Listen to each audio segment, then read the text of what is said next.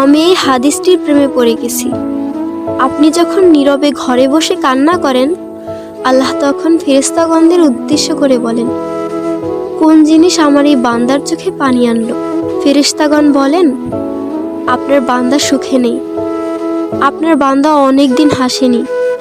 এই বলে ফেরেশতাগণ কান্না করতে থাকেন এবং আল্লাহকে বলেন, হে আমার রব, আপনি জানেন আপনার এই বান্দার হৃদয়ে কি রয়েছে, অতএব আপনি তার জন্য সবকিছু সহজ করে দিন। আল্লাহ বলেন, আমার এই বান্দা এমন কিছু জীবন থেকে হারিয়ে ফেলেছে যা সে অধিক ভালোবেসেছিল।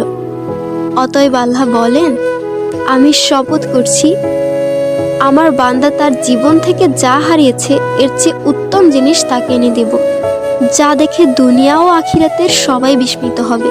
আলহামদুলিল্লাহ।